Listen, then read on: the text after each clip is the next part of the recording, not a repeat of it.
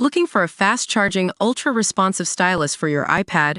Meet the 2X Fast Charge Active Stylus Pen, designed for 2018 to 2025 Apple iPads.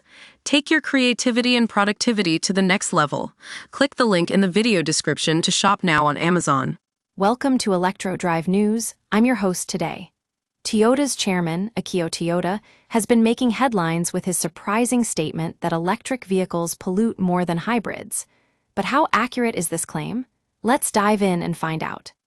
So, the main argument against EVs is that they require a lot of energy to produce, mainly from mining, refining, and processing raw materials like lithium, cobalt, and nickel. And yes, it's true that these processes are energy-intensive and can lead to higher emissions.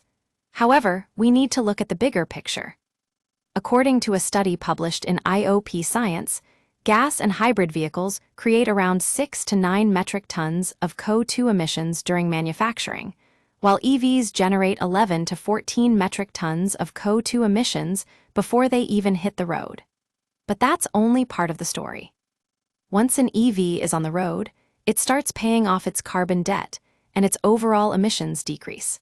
In fact, a study by Argonne National Laboratory found that it takes around 19,500 miles for an electric car to mitigate the emissions made during manufacturing, less than 2 years of typical American driving. Now, let's not forget about operational efficiency. Gas vehicles accrue emissions not only from manufacturing, but also from drilling, fracking, and refining fossil fuels needed to power them. Burning gas during combustion isn't efficient either. It converts only 20–40% of the fuel into energy. EVs, on the other hand, put more than 90% of their electricity to the wheels. So, how do EVs stack up against hybrids in terms of life cycle CO2 emissions? A study by IOP Science found that EVs break even with their hybrid counterparts in just 2.2 to 2.4 years of driving, depending on the vehicle segment. And when it comes to gas-only cars, EVs are even cleaner, breaking even in just 1.3 to 1.6 years. Now, I know some of you might be thinking that hybrids have a role to play here. Well, yes and no. The study also found that EVs were the cleanest option in 2,983 U.S. counties, while hybrids were the least emitting option in only 125 counties. And let's not forget about the growing use of renewable energy sources to generate electricity. It means EVs are getting cleaner with time. So, what does this mean for Toyota and its plans?